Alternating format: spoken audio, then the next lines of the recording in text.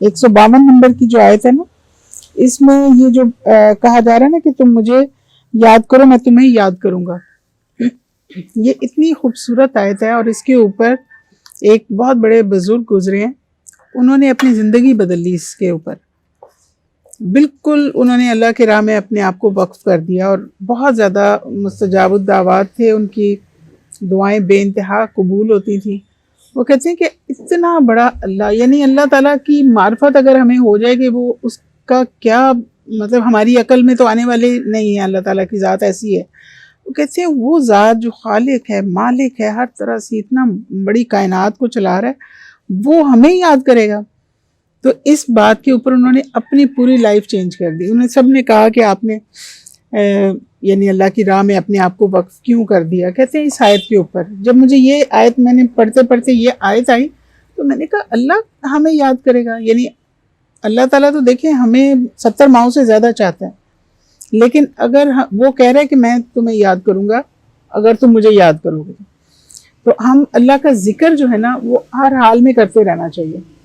جیسے کہ اللہ تعالیٰ کے بہت سے صفاتی نام ہیں، ان کو اگر ہم کوئی بھی دعا بھی کر رہے ہیں تو ان کو اس نام سے پکارا جائے، اور اللہ تعالیٰ کے بہت سے ایسے نام ہیں جن کی بہت زیادہ برکات بتائی گئی ہیں کہ ان کو آپ پڑھیں تو ان سے آپ کی فلاں دعا، یعنی کوئی بھی دعا ہے نا اس کو اللہ تعالیٰ کے کسی مخصوص ذاتی نام سے اگر پکارا جائے، جیسے اگر رزق کے لیے ہے یا رزاق ہو، یا اس طرح سے بعض لوگ اولاد کے لیے مانگتے ہیں تو یا خالق ہو یا مصور ہو، اس طرح سے کر کے بہت سے اذکار ہمیں مختلف بتائے جاتے ہیں، تو وہ انسان جب پڑھتا ہے تو دیکھیں دعا تو بے شک اللہ تعالیٰ نے ہی قبول کرنی ہے نا، تو اسی کو پکاریں اور خالی وقت میں بھی پکاریں۔ ایک تو نماز تو 5 وقت ہے، لیکن جو اللہ کا ذکر یا اللہ تعالیٰ کے ساتھ تعلق جو ہے وہ تو ہر وقت بندہ بنا سکتا ہے۔ تو یہ آیت جو ہے یہ بڑی خوبصورت آیت ہے۔ ایسی چھوٹی چھوٹی جو آیتیں ہیں نا ان کو یاد بھی کر لیا کریں، اس سے یہ فائدہ ہوتا ہے کہ جب آپ کو کوئی ریفرنس کے لیے کوئی بات سمجھ میں نہیں آ رہی ہوتی تو ریفرنس کے طور پہ آپ اس آیت کو کوٹ کر سکتے ہیں۔ تو اسی طرح سے یہ جو رسول صلی اللہ علیہ وسلم کا بھیجا جانا اس امت میں کہ سب سے پہلے دیکھیں وہ ان کو ایک رسول بھیجے جو تم کو ہماری آیتیں پڑھ پڑھ کے سناتے اور تمہیں پاک بناتے، پڑھ پڑھ کے سنانا اور پاک بنانا، اور کتاب یعنی قرآن اور دانائی سکھاتے، اور ایسی باتیں بتاتے جو تم نہیں جانتے تھے۔ یہاں یہ بات بڑی امپورٹنٹ ہے کہ سب سے پہلے انہیں آیتیں پڑھ کے سنا کے، یعنی پہلے انہیں پاک بنانا، اگر ان کے اندر کوئی ایسی قذافتیں ہیں، ایسی چیزیں ہیں جس کی وجہ سے وہ پاک نہیں ہیں، پہلے کسی کو پاک بنانا، اور اس کے بعد اس کو وہ سکھانا جو اللہ تعالیٰ کی طرف سے آیا جو وہ پہلے نہیں جانتے تھے۔ جو بھی اللہ تعالیٰ کی طرف سے کلام آیا انسان پہلے نہیں جانتا تھا۔ ایک چیز یہاں بڑی امپورٹنٹ ہے کہ انسان کی عقل جہاں پہ ختم ہوتی ہے نا وہاں سے دین شروع ہوتا ہے، کیونکہ غیب پر ایمان سے دین کا آغاز ہوتا ہے۔ ہم کہتے ہیں نا آمنت باللہ، اب دیکھیں جتنی چیزیں ہیں نا وہ تمام کی تمام ہم غیب پہ ایمان سے شروع کرتے ہیں۔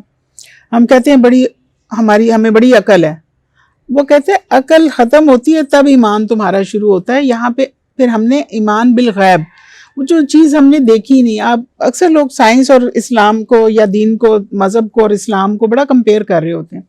دیکھیں جو سائنس ہے نا وہ تو چیزوں کو کریٹ نہیں کر رہی، وہ دیکھ رہی ہے کہ کیا ہے، ترقی کہاں تک کر دی ہے، یہاں تک ہے، وہ تو بھی راستے میں سیکھنے کے اور سمجھنے کے کہ یہ کیسے بنا، یہ کیسے ہوتا ہے، یہ چیز کیسے ہے۔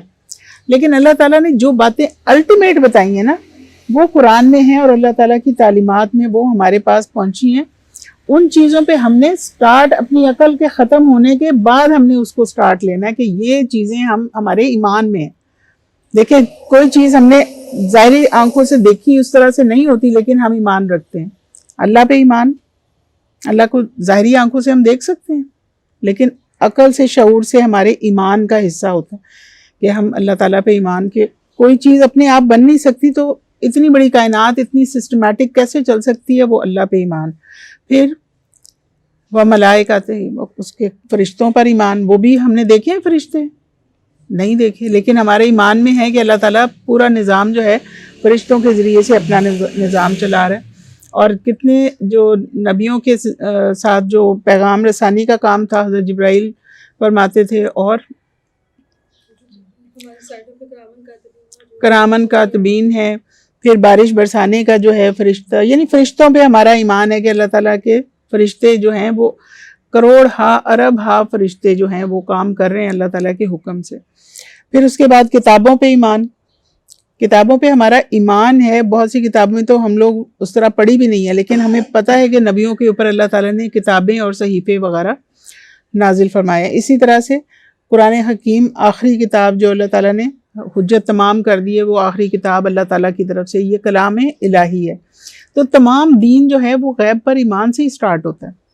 تو جہاں پہ انسان کی عقل کا انتہا آ جاتی ہے نا، تو اس کے بعد پھر یہ ان چیزوں کا آغاز ہوتا ہے۔ تو یہ بڑی امپورٹنٹ بات ہے کہ جب نبی اللہ تعالیٰ نے بھیجے تو انہوں نے پہلے اپنی قوم کو پاک صاف کیا، اس کے بعد پھر ان کو یہ کتاب کی تعلیم دی ہے۔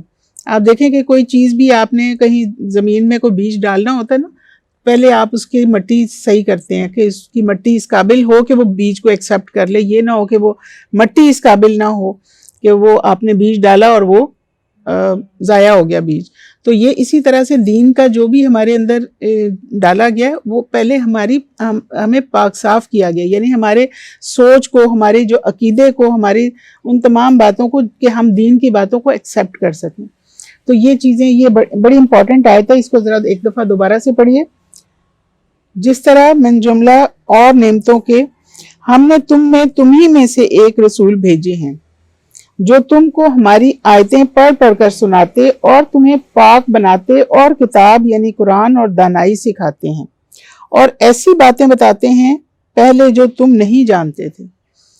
اب ایسی باتیں قرآن میں موجود ہیں جس کو اتنی ریسرچ کے بعد سائنس ثابت کرتی ہے کہ ہاں واقعی یہ بات تو 1400 سال پہلے اس کتاب میں درج ہو چکی تھی۔ تو بہت سے ایسے ریسرچ ہے جو کہ قرآن سے لوگ نکالتے ہیں اور اس کو دیکھتے ہیں کہ جیسے واٹر سائیکل ہے، وہ اس کو کتنی محنت اور کتنے تردد کے بعد یہ ثابت کیا گیا کہ اسی طرح سے سمندر سے پانی کے بخارات اٹھتے ہیں، اور یہ لیکن یہ سائنس کو ثابت کرنے کی کتاب نہیں ہے، یہ ہماری ہدایت کی کتاب ہے۔ بعض لوگ اس کو قرآن اور سائنس کے اوپر پوری کہ نہیں یہ چیز نہیں ہے قرآن میں یا یہ چیز وہ جرا شروع کر دیتے ہیں۔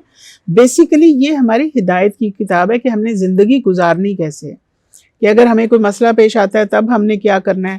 مختلف اللہ تعالیٰ نے قصوں کے ذریعے سے اور چھوٹی سے چھوٹی مثال دینے سے بھی اللہ تعالیٰ نے اس میں ہر چیز بیان کی ہے تاکہ ہماری ہدایت کی کوئی ایسی بات رہ نہ جائے کہ ہمیں ضرورت ہو اور وہ ہمیں یہاں سے نہ ملے۔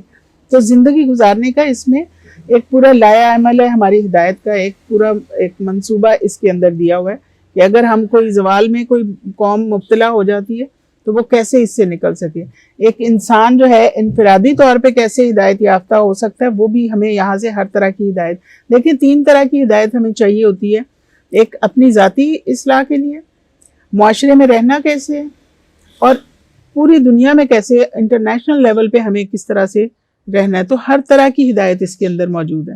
تو یہ اس لیے ہمیں ہر طرح کی ہدایت جب موجود ہے، ہمارا ایمان پہلے اس کے اوپر ہونا چاہیے کہ یہ ہمارے لیے حجت، ایک اللہ تعالیٰ نے حجت ہوتی ہے کہ بھی آپ کو بتا دیا گیا ہے۔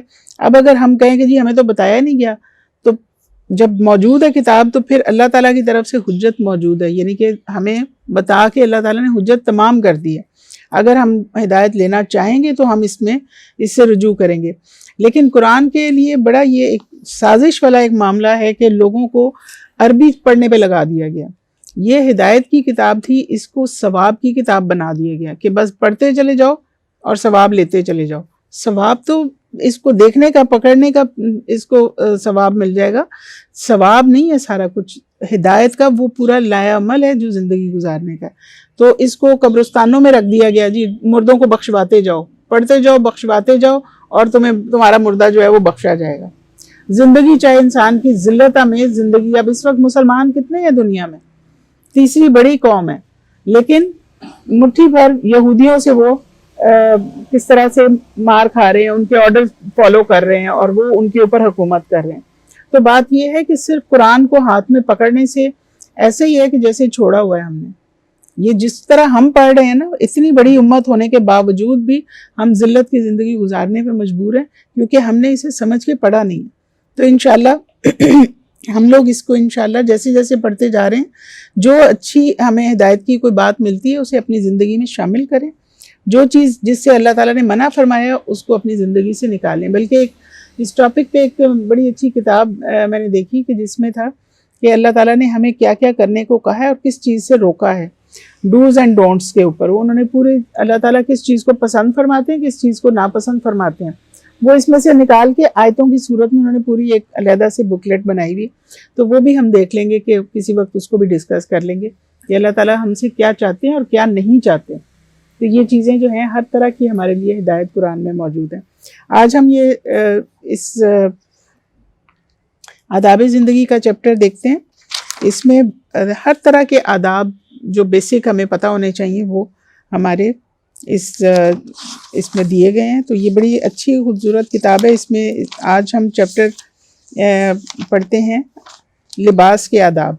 تو اس میں یہ پوائنٹس ہیں کہ کپڑے پہنتے وقت سیدھی جانب سے پہننے کا خیال رکھیں. یعنی ہم نے پہننا تو ہے ہی، اگر ہم رائٹ سائڈ سے پہننا شروع کریں گے تو وہ ایک سنت بھی بن جائے گی، کیونکہ رسول اللہ صلی اللہ علیہ وسلم اسی طرح سے پہنتے تھے تو ہم ان کو فالو کریں. تو پہننے میں تو لباس ہم پہن لیں گے، لیکن رائٹ سائڈ سے پہننا شروع کریں گے تو وہ ہم سنت کو فالو کر رہے ہوں گے. اسی طرح سے کپڑے پہننے سے پہلے ضرور جھاڑ لیجئے. یہ دیکھیں ایسی چھوٹی چھوٹی باتیں ہمیں بتائی گئی ہیں ہماری ہدایت کے لیے اور ہماری آسانی کے لیے، اور ہماری ایک تو یہ کہ سنت اس میں آ جائے گی، اور دوسرا یہ کہ ہماری حفاظت بھی اس میں ہوگی. کیسے؟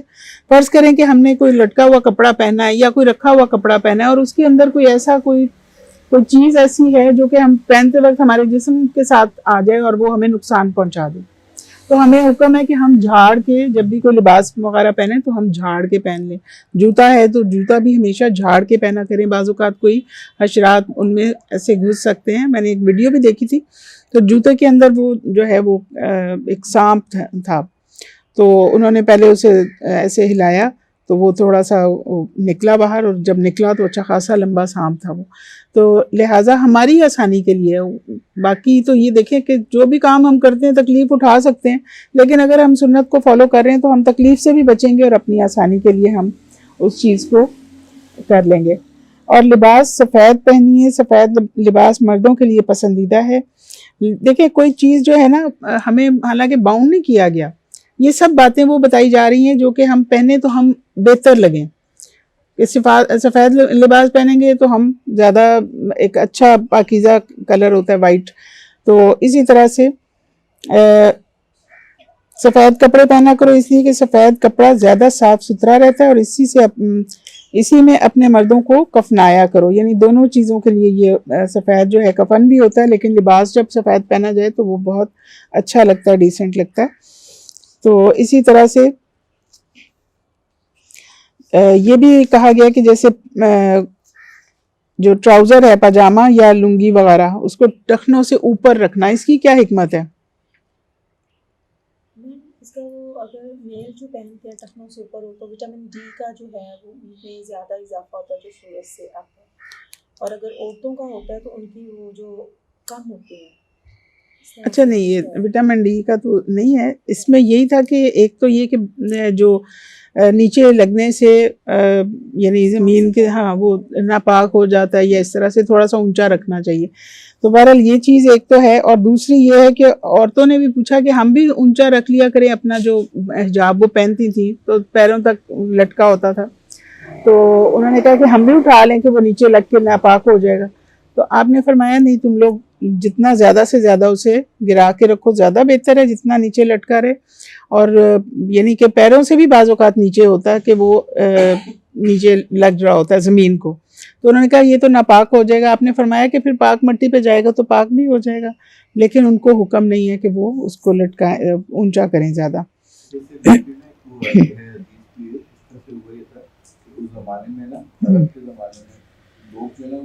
بڑے بڑے وہ پہنا کرتے تھے.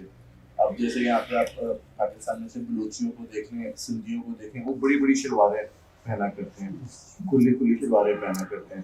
اور اس سے کیا ہوتا تھا کہ نا وہ جب ایسے کپڑے کھلے کھلے اور پہنتے تھے نا تو ان کے نا تھوڑا پراؤڈنیس آ جاتی تھی. تو پراؤڈنیس آ جاتی. اب پراؤڈنیس جو ہے نا ڈائریکٹلی کہتے ہیں نا پراؤڈنیس جو ہے نا یہ آپ کو جہنمی بنا دیتی ہے. تو اس وجہ سے انہوں نے کہا تھا اس کو تھوڑا چھوٹا سلوائیں, کم سلوائیں اور تھوڑا سا اوپر سلوائیں تاکہ آپ کے اندر پراؤڈنیس نہ آئے. تو پاکستانی کے وائٹامنس اور منرلس کی بات کی, بٹ بیکاز پراؤڈنیس نہ آ جائے کہ آپ نے سمجھے ایسے کپڑے پہنے ہیں اور اپنے آپ میں لگژری جو ہے نا فیل کرنا شروع کر دیا, اس وجہ سے تھوڑا سا اونچا کر دو تاکہ ہمیں لگژری کی فیلنگ نہ آنا شروع کر دے. بالکل. اور یہ دیکھیں کہ ریشمی کپڑا پہننے سے بھی مردوں کو منع کیا گیا ہے کہ یہ عورتوں جیسا لباس ہے, اس لیے اس کو بھی نہ پہنا جائے تو بہتر ہے. ویسے اس طرح سے نہیں منع کیا گیا, لیکن ایک چیز بتائی گئی ہے کہ یہ بہتر ہے کہ یہ نہ کرو. تو یہ ہمارے ہی فائدے کی باتیں بتائی جا رہی ہیں.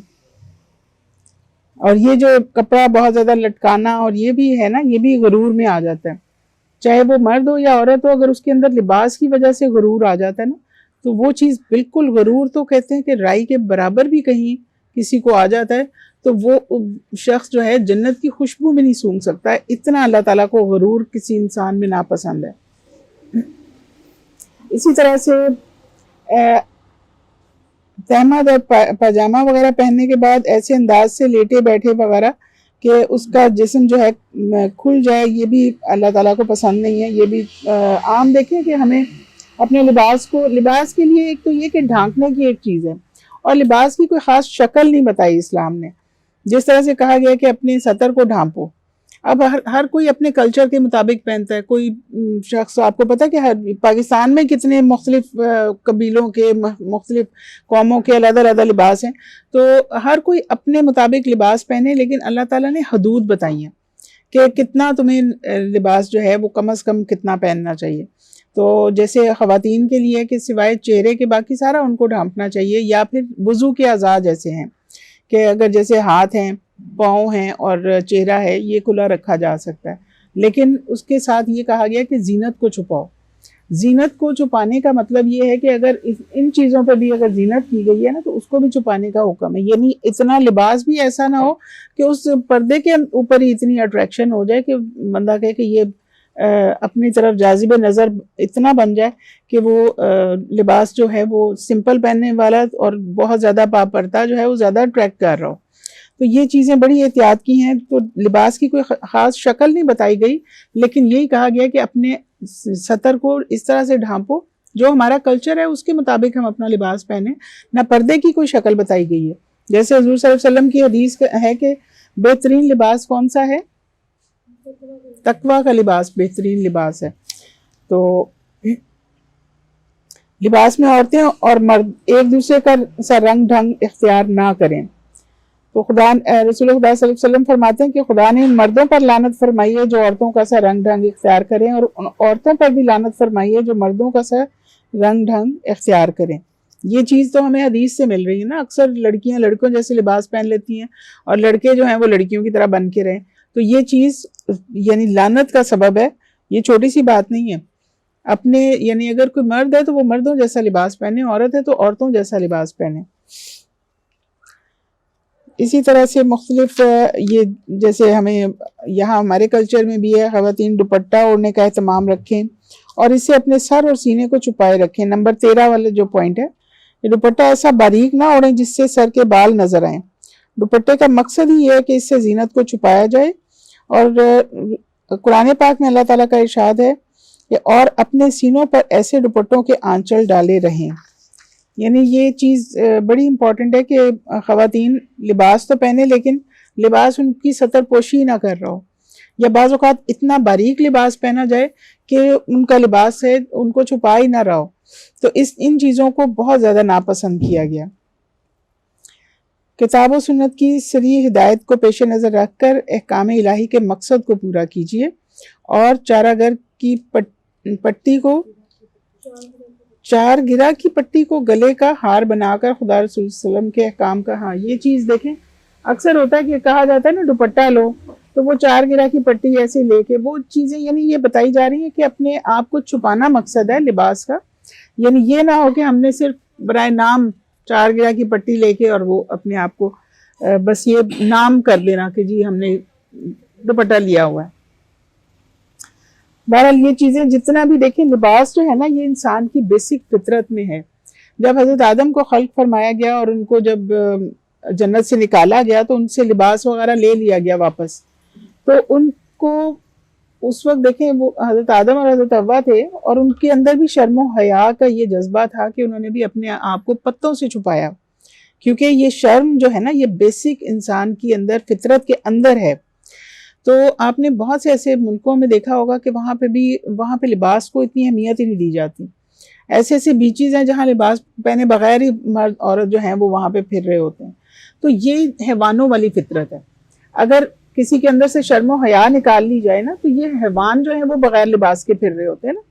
تو اگر انسان حیوانوں کے لیول پہ آنا چاہتا ہے اس کی مرضی ہے اپنی کہ وہ اتنا گرنا چاہتا ہے کہ اشرف المخلوقات ہو تو اس کے اندر شرم و حیا بیسک چیز ہے، اور اگر نہیں ہے تو اس کا مطلب ہے وہ اپنے سے نیچے درجے پہ گر گیا.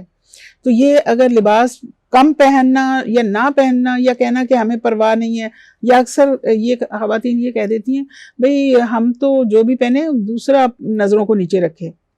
تو دیکھیں لباس اسی طرح سے ہے کہ جیسے کہ ہمارے ایک باڈی گارڈ ہوتا ہے نا، کہ اللہ تعالیٰ نے ہمیں تو لباس میں اگر چھپا دیے تو کوئی ہمارے کراس کوئی نظر کسی کی جا نہیں سکتی. کسی کی نظر کو روکنا ہمارے بس میں نہیں ہے، لیکن اپنے آپ کو کور کرنا تو ہمارے بس میں ہے، اپنے اختیار میں ہے. تو اس لیے بجائے اس کے کہ ہم دوسروں پہ اعتراض لگائیں، تو بہت سے اس طرح کی بحث مباحثے میں میں نے بڑی عجیب عجیب باتیں سنی ہیں کہ جنہوں نے جو خواتین بالکل چاہتی ہیں کہ ہم اپنی مرضی سے اور اپنے وہ اس سے رہیں، وہ کہتی ہیں کہ بھئی ٹھیک ہے ہمارا دوسرا اپنی نظروں کو نیچے رکھے، ہم تو ایسے ہی ہیں. تو اگر فرض کریں پھر انہیں کوئی مسئلہ ہوتا ہے یا کوئی ایسی پرابلم ہوتی ہے تو اس صورت میں پھر وہ نقصان اٹھانا ان کا اپنا ہی ہوتا ہے. نقصان تو یعنی اگر آپ کو کوئی دیکھ رہا ہے فرض کریں تو آپ فری میں ایک چیز جو ہے، فری میں کوئی چیزیں ہوتی ہیں جو سستی چیزیں ہوتی ہیں وہ بندہ سامنے رکھتا ہے، جو بڑی قیمتی چیزیں ہوتی ہیں نا ان کو بندہ چھپا کے رکھتا ہے. یہ بھی ایک بڑی لاجیکل بات ہے کہ جیسے بالٹی ہے، لوٹا ہے، یہ چیزیں تو سامنے ہی پڑی ہوتی ہیں، ان کو کون بند کر کے رکھتا ہے. لیکن اگر آپ کے پاس کوئی جیولری ہوگی آپ اس کو جب رکھیں گے تو بڑی حفاظت سے رکھیں گے اور وہ آپ چھپا کے رکھیں گے. تو جو چیزیں قیمتی ہوتی ہیں نا انہیں کو ہی چھپایا جاتا ہے. جو بیکار چیزیں ہوتی ہیں ان کے لیے کوئی بھی سیف نہیں لیتا یا کوئی بھی ایسی چیز نہیں کرتا کہ جس سے اس کی حفاظت ہو سکے. وہ آپ جائیں گے تو سارا پورا آفس بھی لاک ہو جائے گا، تو آپ کا باتھ روم جو ہے اس میں لوٹا وغیرہ وہ سارا کھلا ہی پڑا ہوگا. تو کوئی بھی آ جائے تو آپ آفس کے کمروں میں تو نہیں جا سکیں گے، لیکن باتھ روم کھلا ہوگا تو کوئی جانا چاہے تو باتھ روم میں چلا جائے گا. تو لہٰذا ہم نے یہ سوچنا ہے کہ ہم کتنی قیمت ہے، ہم اپنی کیا ویلیو سمجھتے ہیں. کہ اگر اللہ تعالیٰ نے ہمیں چھپانے کا کہا ہے، عورت کا مطلب ہی چھپی ہوئی چیز ہوتا ہے. عورت کا لفظی مطلب جو ہے نا، یہ عورت کا مطلب چھپی ہوئی چیز، اور آدمی کو ایک قوی بنایا گیا ہے. تو جو مرد ہیں ان کو ویسے بھی رف اینڈ ٹف ہیں اور زیادہ وہ ہارڈ ورک کر سکتے ہیں. تو عورتیں بعض اوقات ہوتا ہے کہ وہ برابر آنے کے چکر میں بہت سی ایسی چیزیں حدود کو پھلانگ لیتی ہیں کہ ہم برابر ہیں، ہمارے بھی ہمیں کیا مسئلہ ہے، ہم بھی یہ کر سکتے ہیں. تو اگر ایک معاشرے کا سسٹم دیکھیں نا تو معاشرے کے سسٹم میں اللہ تعالیٰ نے بہت سی ذمہ داریاں جو ہیں آدمی کے اوپر رکھی ہیں تاکہ یہ پورے سسٹم کا جو پہیہ چلتا رہے. تو بہت سے حالات میں اگر فرض کریں کوئی جاب کرتی ہے یا گھر سے نکلنا پڑتا ہے یا بہت سے ایسے کام کرنے پڑتے ہیں تو بعض صورتوں میں بڑا ضروری بھی ہو جاتا ہے. اکثر خواتین کے جیسے کسی کا خدا نہ خواستہ کسی کے ہسبینڈ کی ڈیتھ ہو گئی یا گھر میں کوئی نہیں ہے، کمانے والے نہیں رہے، تو مرد کی طرح وہ نکلتی ہیں، کام کرتی ہیں. اس میں کوئی منع نہیں کیا گیا ان چیزوں سے، لیکن ایک معاشرے کا جو سسٹم بنایا نا اسلام نے وہ بڑا خوبصورت ہے کہ گھر میں پرورش کا، بچوں کا، گھر کی ذمہ داریوں کا ایک ذمہ داری عورت کو سونپی ہے، اور اس کے علاوہ جو مرد ہے اس کو کمانے کا اور باہر کے معاملات کا اس طرح کا. لیکن اس چیز کو نا بعض مردوں نے یہ سمجھ لیا کہ گھر کے تو کام ہم نے کرنے ہی نہیں ہیں، یا عورتوں نے یہ سمجھ لیا کہ بھئی ساری جتنی ذمہ داری کام کمانے کی یا اس طرح سے اگر وہ نہیں بھی اتنا کما پا رہا تو اس میں اگر وہ ہیلپ کر بھی سکتی ہے تو وہ کہتی نہیں میری تو ذمہ داری بالکل نہیں ہے یہ. تو یہ چیز بیلنس ہونی چاہیے. مرد کو بھی چاہیے وہ گھر میں اپنے شیئرنگ کرے اور اپنے کام میں عورت کا ہاتھ بٹائے. تو یہ چیزیں نا بعض اوقات ہم لوگ ہماری سوچ میں اس طرح کی خرابیاں آ جاتی ہیں جس کی وجہ سے سسٹم خراب ہو جاتا ہے. تو لہٰذا ہم جتنا اس چیز کو سمجھ کے چلیں گے، دین کو سمجھیں گے، تو بڑا خوبصورت دین ہے اور ہمارے لیے بڑی آسانیاں اس نے رکھی ہیں. تو انشاءاللہ اللہ تعالیٰ ہمیں دین کی فہم دے اور دین کے مطابق اپنی زندگی کو ہم آسان بنائیں. ہم نے مشکلیں اپنے لیے خود ہی بنائی ہوئی ہیں. تو اللہ تعالیٰ ہمیں زیادہ سے زیادہ معرفت دے اور دین کی سمجھ بوجھ عطا